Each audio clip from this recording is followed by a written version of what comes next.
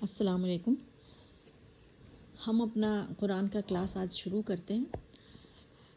آپ لوگوں کو جیسے کہ معلوم ہی ہوگا، سورہ الانعام کو ہم پورا کرتے ہوئے سورہ الاعراف 7ویں سورہ کے اوپر آ چکے ہیں، اور اس کی چند شروع کی آیتیں، غالباً 9 یا 10 آیتیں ہم نے پچھلے ہفتے وہاں تک کمپلیٹ کیا تھا اپنے اس ڈسکشن کو۔ تو اب تک جو ہم نے کیا، اگر ہم اس کو ایک بار دہرائیں کہ سورہ الانعام میں ہم نے کیا پڑھا، تو ہم نے سورہ الانعام میں خدا کے ایک ہونے کی دلیلیں پڑھیں کہ خدا ایک ہے۔ شرک سے باہر کرنے کے لیے یہ دلیلیں بہت ہی اچھی ہیں۔ اس وقت جیسے کہ ہمیں پتہ ہے کہ مکہ میں جو لوگ رہتے تھے، قریش کے لوگ، وہ پوری طرح سے شرک میں ڈوبے ہوئے تھے، تو مکہ والوں کو دعوت دینے کے لیے نبی صلی اللہ علیہ وسلم کے اوپر یہ سورہ نازل ہوئی، اور اس میں پوری طرح سے توحید کی باتیں دی گئیں، اور ان کو سمجھایا گیا کہ حضرت ابراہیم جن کو آپ مانتے ہو، جن کی ملت خود کو سمجھتے ہو، وہ پوری طرح توحید پر تھے اور یہ اس طرح کے دین کو فالو کرتے تھے۔ پھر آخر میں آتے آتے یہ بھی بتایا گیا کہ وہ راستہ جس پہ تمام نبیوں نے سب کو بلایا اور سب کو سمجھایا، وہ صراط مستقیم، وہ دین کیا ہے؟ وہ دین یہ ہے کہ آدمی ایک خدا کے سوا کسی کو اپنی زندگی میں بڑا نہ بنائے، خدا کو ہی بڑا مقام دے۔ دوسرا، ہر کسی کے حق ادا کرے، سب کے رائٹس اس کو دینے ہیں، اپنی ڈیوٹیز پوری کرنی ہے، اپنے رائٹس کا خیال صرف اللہ سے مانگنا ہے۔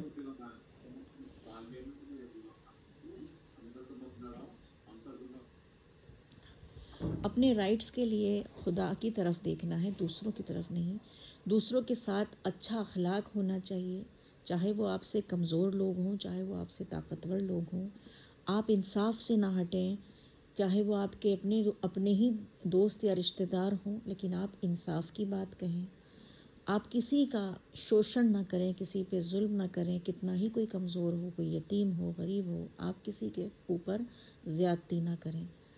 اور اس کے علاوہ برائی کے سارے کام، جتنے بھی بے حیائی کے کام ہیں، ان سے بچیں۔ اب اس کی سبھی لوگ سمجھ سکتے ہیں یہ ساری باتیں کہ کس طرح سے ان کو فالو کرنا ہے اپنی زندگیوں میں۔ ہر وقت اپنے آپ کو خدا کے عہد سے بندھا ہوا سمجھیں کہ ہم خدا کے ساتھ ایک پرومس میں بندھے ہوئے ہیں، اور ہر وقت اس کو چیک کریں کہ کیا ہم خدا والے پرومس کو توڑ تو نہیں رہے، کیا ہم کوئی ایسا کام تو نہیں کر رہے کہ خدائی عہد ٹوٹ رہا ہو، اس کی ذمہ داری ہم نہ نبھا پا رہے ہوں۔ تو یہ طریقہ، سیدھا راستہ اس کو بتایا گیا اس سورہ میں، اور اسی پہ ہم سب کو چلنے کے لیے کہا گیا، اور اسی کو سارے ہی نبیوں نے تمام انسانوں کے لیے ہمیشہ بتایا۔ پھر سمجھتے ہوئے آگے جو باتیں ہوئیں، اس میں ایک بات یہ ہوئی کہ جب یہ دین ایک دم صاف، ایک دم کلیئر، سادہ لفظوں میں آیا، بالکل صاف طریقے سے بتایا قرآن میں، تو پھر یہ تو ہر آدمی کی عقل میں بالکل آرام سے بیٹھ گیا کہ ہاں کیسے ہونا چاہیے، ہر آدمی کی عقل اس کو صحیح سمجھ رہی تھی۔ تو اگر صرف انہی چیزوں پر زور دیا جائے تو کبھی بھی کوئی فرق ہی نہ آتا۔ پھر ایسا کیوں ہوا کہ اتنا فرق بن گیا، اتنے سارے ریلیجن بن گئے، ریلیجن کے اندر بھی اتنے گروپس بن گئے؟ وہ اس لیے ہوا کیونکہ اس سادہ سے حکم میں طرح طرح کی شرطیں لگا لی گئیں، طرح طرح کی ڈیٹیلز اس میں ڈھونڈنے کی کوشش کی گئی، اس کی وجہ سے یہ فرقے بنتے چلے گئے۔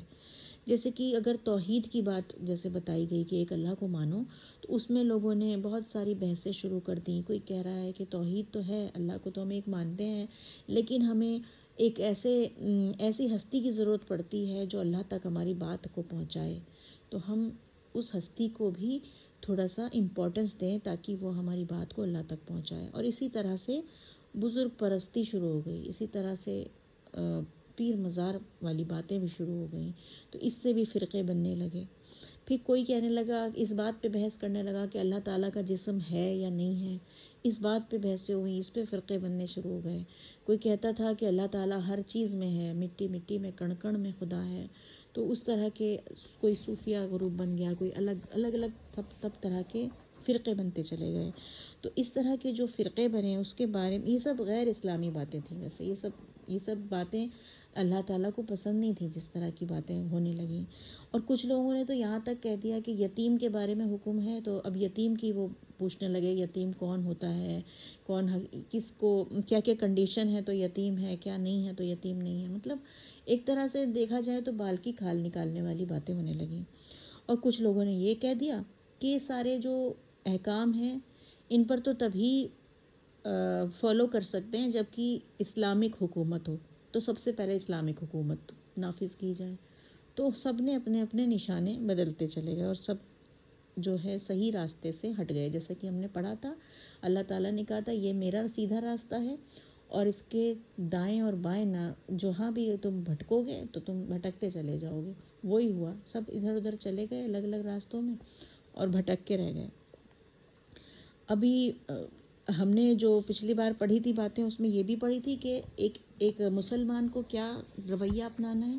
ایک مسلمان کو توحید پر اس طرح سے جمنا ہے کہ وہ کہے کہ میں ایک اللہ کو مانتا ہوں، میری نماز، میرا قربانی، میرا جینا، میرا مرنا سب کچھ ایک اللہ کے لیے ہے اور میں سب سے پہلے فرما بردار بنوں. مطلب میں سب سے پہلے اس کو ماننے والا بنوں، نہ کہ میں اس کو دوسروں پر لاگو کرنے والا بنوں یا میں دوسروں کو اس سے جج کرنے والا بنوں. تو ہم دوسروں کو تو جج کرنے لگ جاتے ہیں لیکن خود اپنا احتساب نہیں کرتے، اپنا انٹروسپیکشن نہیں کرتے کہ ہم کتنا اس سیدھے راستے پر چل رہے ہیں. تو یہ بھی بہت ضروری تھا کہ اگر ہم صحیح دین ابراہیم پر چلنا چاہتے ہیں، ابراہیم علیہ السلام کی دین پر چلنا چاہتے ہیں جو کہ خود بہت ہی زیادہ توحید کو ماننے والے تھے، تو ہمیں اپنے آپ کو پوری طرح خدا کے آگے سرنڈر کر دینا ہے اور سب سے پہلے خود کو اس میں ڈالنا ہے. تب جا کے ہم دوسروں کے بارے میں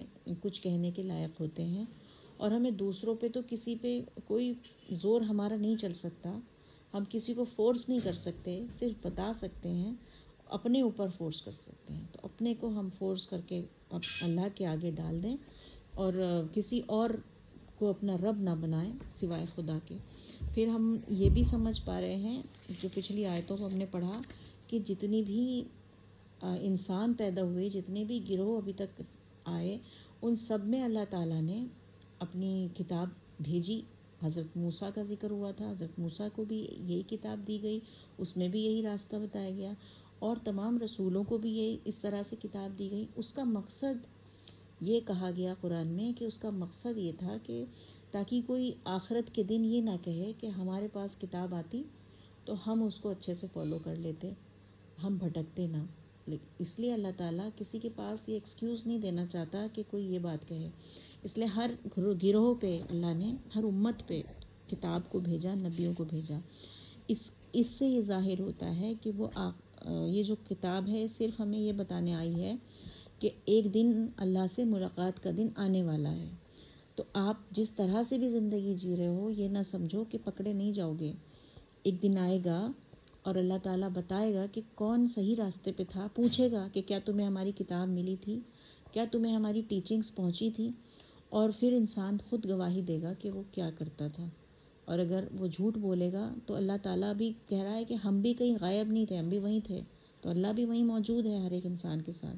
کوئی اگر جھوٹ بھی بولنا چاہے گا تو اللہ تعالیٰ وہیں پکڑ لے گا اس کو کہ نہیں میں بھی تھا، میں نے سنا، تم نے ایسے کہا تھا، تمہارے پاس یہ بات آئی تھی. تو ساری بات وہیں کھل کر سامنے ہو جائے گی. کوئی کسی پہ الزام نہیں لگا سکے گا، سب کو اپنی غلطی ماننی پڑے گی. اور اس دن ایک اور بات ہوگی کہ وزن صرف حق کا ہوگا، اچھائی کا حق، سچائی کا، صرف اسی میں وزن ہوگا. کیونکہ جو اللہ کا دین تو بہت آسان بتایا، بہت فطری بتایا، مطلب فطری مطلب ہمارے نیچر میں ہے جو چیز وہی بتائی اللہ نے. تو لیکن یہ جو بہت آسان سا راستہ ہے نا، اس پر چلنے کے لیے آدمی کو اپنی ڈیزائر سے، اپنی خواہشوں سے لڑنا پڑتا ہے. اس کا شوق، اس کے دل جو چاہ رہا ہے اس سے لڑنا پڑتا ہے. اپنا سماج، اس سے بھی اس کو کٹنا پڑتا ہے. سب کچھ اس ماحول سے الگ ہونا پڑتا ہے. تو ماحول کی اگر ہم ماحول کے ساتھ ساتھ چلیں، سب سے ملتے ہوئے چلیں تو ہم اچھے لوگوں میں شامل ہوتے ہیں. لیکن ہم اگر کٹ کے رہیں، اپنے آپ کو الگ کرنا چاہیں تو سب ہمیں الگ طریقے سے جج کرتے ہیں اور ہمیں شاید ہم سے کٹ جاتے ہیں سب لوگ. تو یعنی کہ بہت زیادہ اس راستے پہ چلنے کے لیے قربانی دینی پڑتی ہے انسان کو اور بہت صبر بھی کرنا پڑتا ہے اس پر جمنے کے لیے. تو اسی لیے اللہ کو پتہ ہے کہ یہ بہت مشکل امتحان ہے. اتنا سمپل لگ رہی ہیں یہ باتیں، اتنی سمپل نہیں ہیں، بہت مشکل ہوتا ہے ان پہ چلنا. تو اسی لیے اللہ نے کہا جو کوئی ایک نیکی کرے گا تو میں 10 بدلہ دوں گا اس کا. اور کئی آیتوں میں کئی جگہ پہ یہ بھی ہے 700 گنا تک بدلہ دوں گا. تو اللہ تعالیٰ اسی لیے بڑھا کر دے گا کہ تم نے اتنا کیا، تمہارے لیے یہ لو ابنڈنٹ انعام ہے، بھرپور انعام ہے. مگر غلطی ہونے پر صرف اسی غلطی کی سزا ملے گی. تو یہ اللہ تعالیٰ کا انصاف ہے. یہ اس بات سے اس دن کا اندازہ لگایا جا سکتا ہے کہ جب ہم اللہ کے سامنے کھڑے ہوں گے تو ہمیں کتنا رحمان اور رحیم خدا ملنے والا ہے. وہ ہمارا کس طرح سے انصاف کرنے والا ہے. کوئی انسان اس دن یہ نہیں کہہ پائے گا کہ میرے ساتھ ظلم ہوا. کوئی انسان اس دن یہ نہیں کہہ پائے گا کہ میں تو اچھا تھا مگر اللہ نے مجھے معاف نہیں کیا. ہر انسان کی کھل کے ہر چیز سامنے آ جائے گی. پوری کتاب ہر انسان کے سامنے ہوگی اور وہ انسان دیکھے گا کہ جیسے ہم مارک شیٹ دیکھتے ہیں، اپنی آنسر شیٹ دیکھتے ہیں اور اس میں دیکھتے ہیں کہ ایک کویشچن کیا تھا اس کا نمبر کٹ گیا، ایک کویشچن غلط تھا اس کے ایک کا نمبر کٹ گیا. مگر وہاں پہ کیا ہوگا، ایک کویشچن آپ نے غلط کیا اس کا تو آپ کا ایک ہی کٹا، لیکن جو آپ نے صحیح کیا اس میں آپ کو ملٹیپل ٹائمز ملے گا. مطلب اگر وہ 2 مارکس کا کویشچن ہے تو ہو سکتا ہے اس میں 20 نمبر مل جائیں.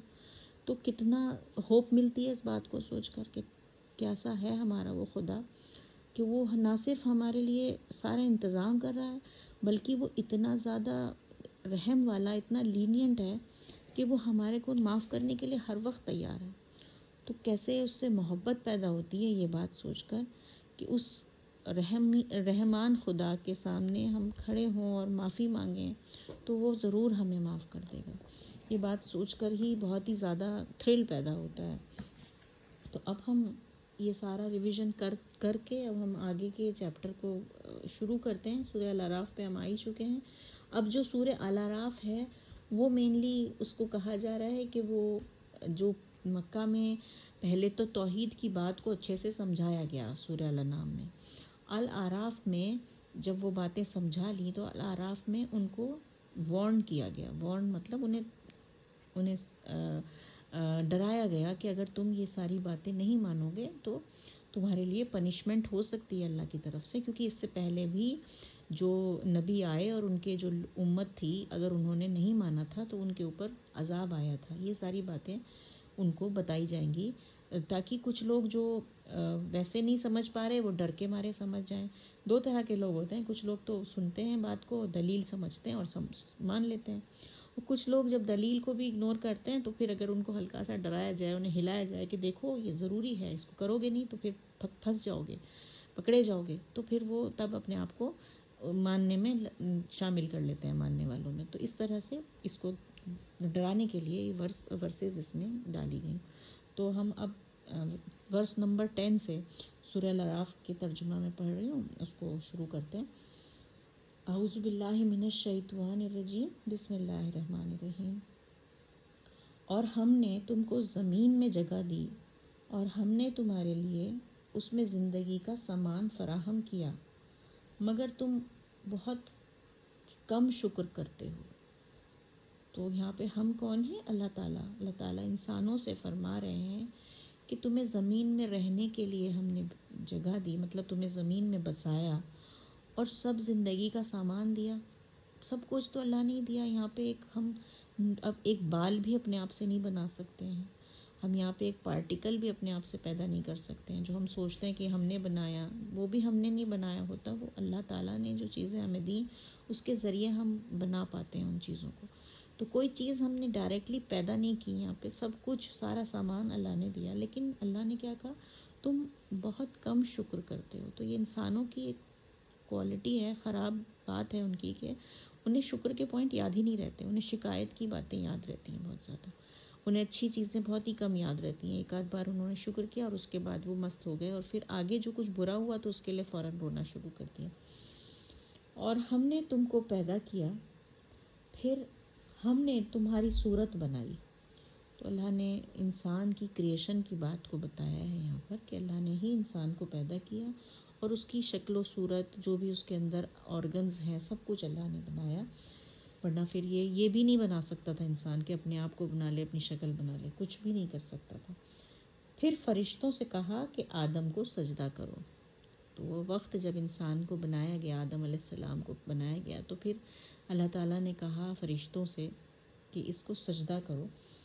بس انہوں نے سجدہ کیا، مگر ابلیس سجدہ کرنے والوں میں شامل نہ ہوا.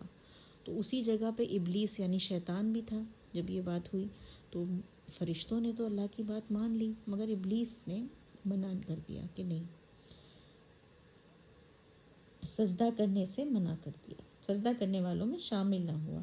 خدا نے کہا کہ تجھے کس چیز نے سجدہ کرنے سے روکا جبکہ میں نے تجھ کو حکم دے دیا تھا؟ تو اللہ تعالیٰ نے کہا جب حکم دے دیا پھر تم سجدہ میں کیوں نہیں گئے؟ ابلیس نے کہا کہ میں اس سے بہتر ہوں. تو ابلیس کی بہت ہی امپورٹنٹ بات ہے یہ کہ میں اس سے بہتر ہوں، میں کیوں سجدہ کروں، میں تو بڑا ہوں، میں تو سب چیزیں میرے اندر زیادہ پاور ہے، میں کیوں سجدہ کروں؟ تو نے مجھ کو آگ سے بنایا ہے اور آدم کو مٹی سے. اب دیکھو یہ کیا پوائنٹ ہے. ابلیس نے بولا، شیطان نے کیا بولا کہ مجھے تو آگ سے بنایا گیا ہے، میں تو بہتر ہوں نا، یہ تو مٹی کا بنا ہوا ہے، میں اس کی کیوں آگے سجدہ کروں؟ حالانکہ اس بات میں اگر ہم غور کریں تو کوئی بڑائی نہیں ہے. آگ اور مٹی کے اگر کمپیریزن کریں تو کون ضروری، مطلب مجھے تو نہیں لگتا کہ آگ کوئی اچھی چیز ہے اور مٹی اس کے سامنے بری چیز ہے. دونوں چیزیں الگ الگ ہیں، بالکل ڈیفرنٹ. مگر شیطان نے ایک دم عجیب سا ایک لاجک دیا. خدا نے کہا کہ تو اتر یہاں سے. خدا کے پاس تھا ابلیس اس وقت، اس جگہ جہاں پہ فرشتے بھی تھے. تو اللہ تعالیٰ نے کہا یہاں سے اتر، تجھے یہ حق نہیں کہ تو اس میں گھمنڈ کرے، بس نکل جا، یقیناً تو ذلیل ہے. تو اللہ تعالیٰ نے کہا کہ یہ تو گھمنڈ کر لیا تم نے اس بات پہ کہ تم آگ سے بنے ہو، یہ اس کا کوئی حق نہیں ہے، اور اس کا کسی کو بھی حق نہیں ہے کہ اللہ نے کس کو کس چیز سے بنایا، کس کو زیادہ دیا، کس کو کم دیا. کوئی گھمنڈ کرے تو وہ اللہ کو بالکل پسند ہے. تو خدا نے کہا تو نکل یہاں سے. اب آگے کیا ہوا؟ ابلیس نے کہا کہ اس دن تک کے لیے تو مجھے مہلت دے جب کہ سب لوگ اٹھائے جائیں گے. خدا نے کہا کہ تجھ کو مہلت دی گئی. ابلیس نے کہا کہ چونکہ تو نے مجھے گمراہ کیا ہے، میں بھی لوگوں کے لیے تیری سیدھی راہ پر بیٹھوں گا، پھر ان پر آؤں گا، ان کے آگے سے اور ان کے پیچھے سے اور ان کے دائیں سے اور ان کے بائیں سے، اور تو ان میں سے اکثر شکر گزار نہ پائے گا. تو ان میں سے اکثر کو شکر گزار نہ پائے گا. تو اب ابلیس نے، جو شیطان تھا، اس نے کہا، اس نے چیلنج دیا ایک اللہ تعالیٰ کو کہ میں ٹھیک ہے، مجھے موقع دو جب تک کا جب سارے لوگوں کو اٹھایا جائے گا، مطلب قیامت کے دن تک کا مجھے موقع دو. اللہ تعالیٰ نے کہا ٹھیک ہے، موقع دیتا ہوں. اس موقع میں ان سب لوگوں کو بہکاؤں گا، کیونکہ میں بھی بہک گیا، میں اپنی غلطی پہ ہوں، مجھے سزا ملے گی، مجھے پتہ ہے، لیکن میں اس سے پہلے ان لوگوں کو بھی بہکاؤں گا. اور جو تیری سیدھی راہ ہے، جو ہم نے پچھلی کلاس میں پڑھا تھا نا کہ یہ سیدھی راہ ہے، کون سی؟ کہ جو اللہ نے بتایا ہے سیدھا دین یہ ہے کہ سب کا حق ادا کرو، اللہ کو ایک مانو، یہ ساری باتیں. تو اس سیدھی راہ پر میں بیٹھوں گا. جب بھی انسان اس پہ چلنے کی کوشش کرے گا تو وہاں اسے شیطان ملے گا، اور شیطان اسے کبھی آگے پیچھے ہر طرح سے اس کو بہکانا چاہے گا، اس کو اس کے دماغ میں خیال ڈالے گا کہ ارے بھائی ایسے کیسے کرو گے تم، اللہ نے کہا معاف کرو لوگوں کو، تو شیطان کیا کہے گا، دماغ میں ڈالے گا ارے بھائی ایسے کیسے معاف کر دو گے، اگر اس نے تمہارا نقصان کر دیا اور تم نے اسے معاف کیا تو اس کا حوصلہ بڑھ جائے گا، اگلی بار یہ کچھ اور کرے گا، تم ایسے کیسے کر دو گے. یہ شیطان کی چال آئے گی دماغ میں. پھر ہم کہیں گے نہیں نہیں نہیں، ہم نہیں معاف کرتے، چلو. تو ہم پھر کیا ہوگا ہمارا، ہم سیدھی راہ سے بھٹک گئے، ہم نہیں چل پائے. تو یہ کام ہے شیطان کا. جب بھی ہم کچھ اچھا کرنا چلتے ہیں، جو بھی ہمیں اللہ نے کہا ہے وہ کرنے چلتے ہیں، تو شیطان ضرور آتا ہے اور ضرور ہمیں کچھ بتاتا ہے ایسی بات کہ ہمیں لگتا ہے کہ ہاں صحیح تو ہے، یہ تو نہیں ہونا چاہیے. مان لو ہمارے اپنے بھائی سے لڑائی ہوگی، مان لو، تو ہم اس کو سوچیں گے کہ نہیں بھائی ہے، اللہ تعالیٰ نے کہا ہے کہ بھائی سے قطع تعلق نہیں کرنا چاہیے، چلو صلح کر لیتے ہیں. تب شیطان آئے گا ایسے کیسے چلے جاؤ گے، وہ بڑا ہے یا تم بڑے ہو، اس نے تو خیال نہیں کیا، اس نے تو یہ بھی احسان نہیں مانا. وہ ایسی ایسی باتوں کو دماغ میں ڈالے گا اور پھر آپ کو بہکا دے گا. تو یہ طریقے ہیں شیطان کے، وہ ہمیں چلنے ہی نہیں دیتا نیکی کے راستے پہ. اور کیونکہ اس نے چیلنج دیا تھا اللہ تعالیٰ کو، اس لیے وہ ایسا کرتا ہے. خدا نے کہا کہ نکل یہاں سے ذلیل اور ٹھکرایا ہوا، جو کوئی ان میں سے تیری راہ پر چلے گا تو میں تم سب سے جہنم کو بھر دوں گا. تو یہ اللہ تعالیٰ نے بھی چیلنج ایکسیپٹ کر لیا کہ ٹھیک ہے، تم کرو جو تمہیں کرنا ہے، بہکاؤ، اور جو بھی تمہاری باتوں میں آ گیا تو وہ بھی تمہارا راستے پہ چلنے لگا تو وہ بھی تمہاری پارٹی میں شامل، اس کو بھی جہنم میں ڈالوں گا اور تمہیں بھی جہنم میں ڈالوں گا۔ پھر آگے فرمایا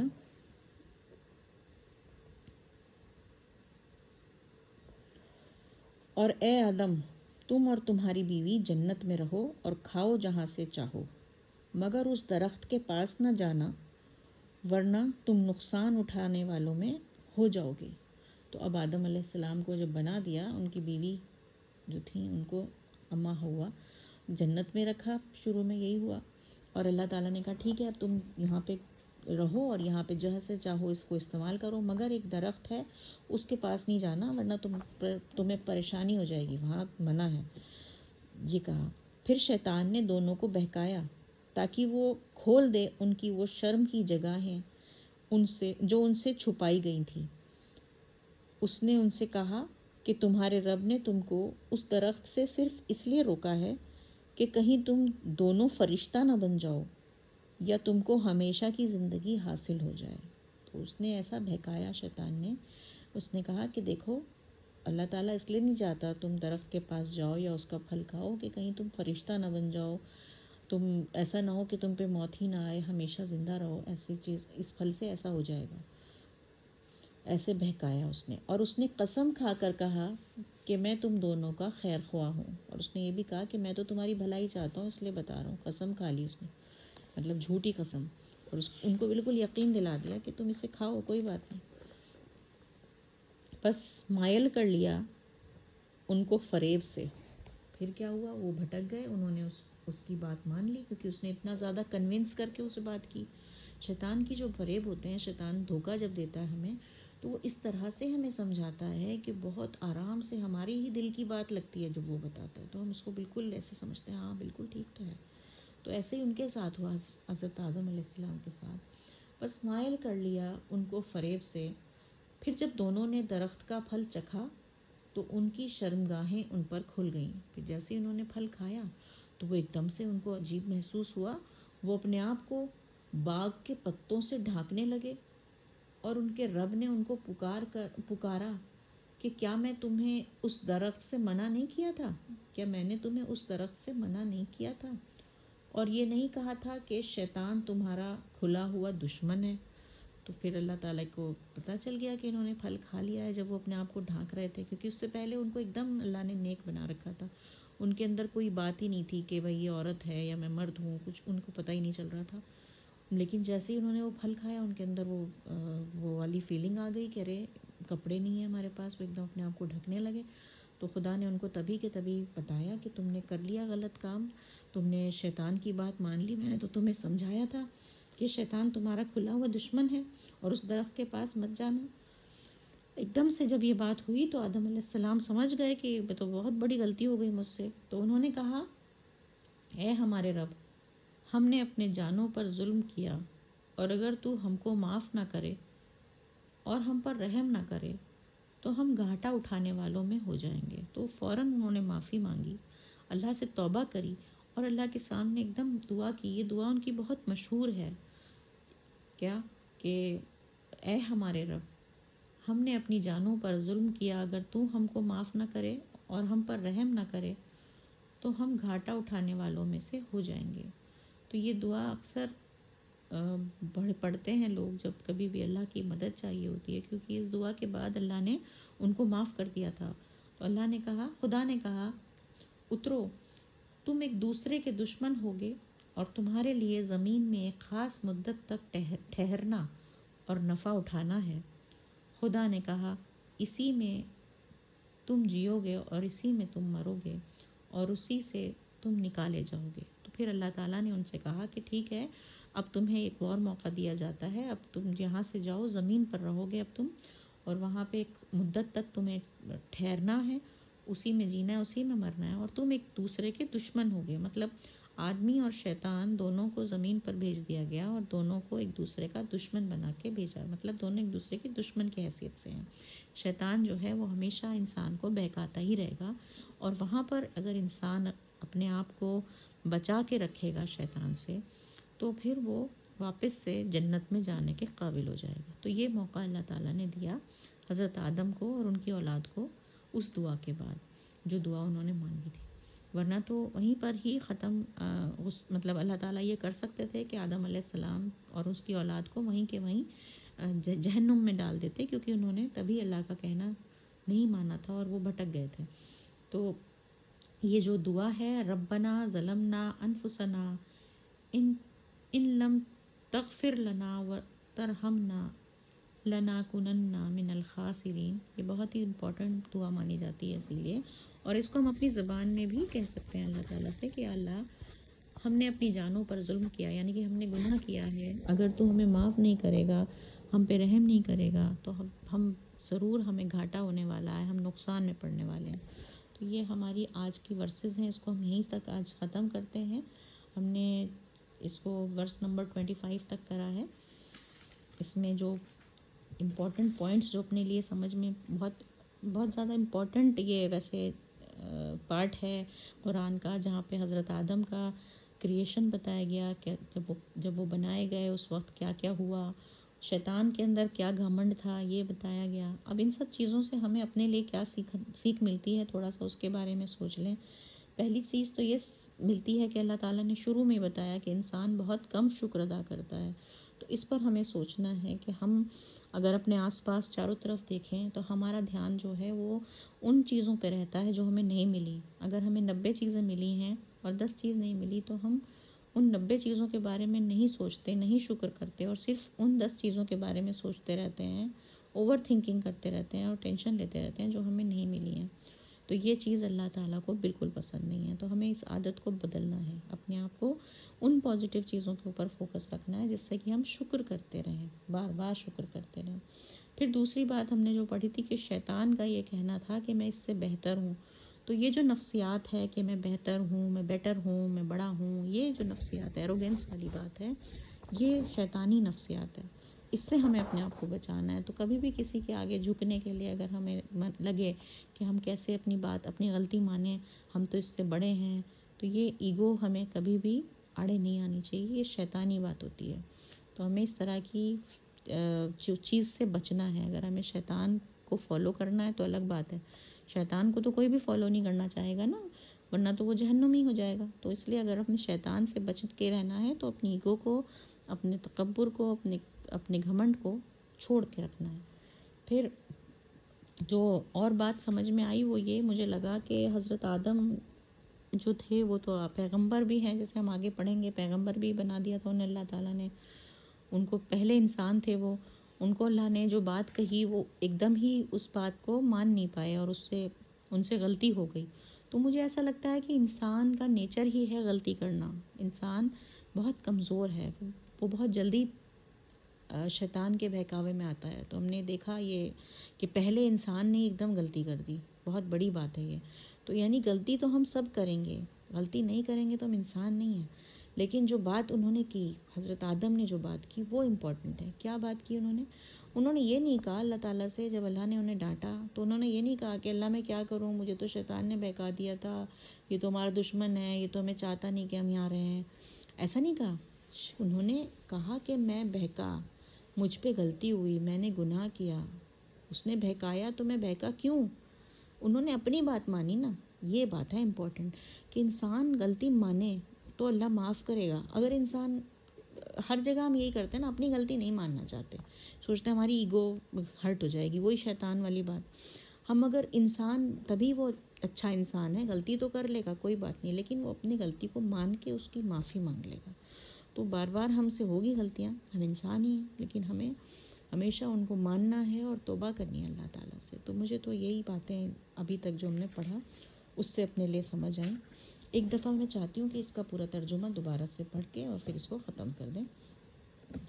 اور ہم نے تم کو زمین میں جگہ دی اور ہم نے تمہارے لیے اس میں زندگی کا سامان فراہم کیا، مگر تم بہت کم شکر کرتے ہو۔ اور ہم نے تم کو پیدا کیا، پھر ہم نے تمہاری صورت بنائی، پھر فرشتوں سے کہا کہ آدم کو سجدہ کرو، بس انہوں نے سجدہ کیا مگر ابلیس سجدہ کرنے والوں میں شامل نہ ہوا۔ خدا نے کہا تجھے کس چیز نے سجدہ کرنے سے روکا جبکہ میں نے تجھ کو حکم دیا تھا؟ ابلیس نے کہا کہ میں اس سے بہتر ہوں، تو نے مجھ کو آگ سے بنایا اور آدم کو مٹی سے۔ خدا نے کہا تو اتر یہاں سے، تجھے یہ حق نہیں کہ تو اس میں گھمنڈ کرے، بس نکل جا، یقیناً تو ذلیل ہے۔ ابلیس نے کہا کہ اس دن تک کے لیے تو مجھے مہلت دے جب کہ سب لوگ اٹھائے جائیں گے۔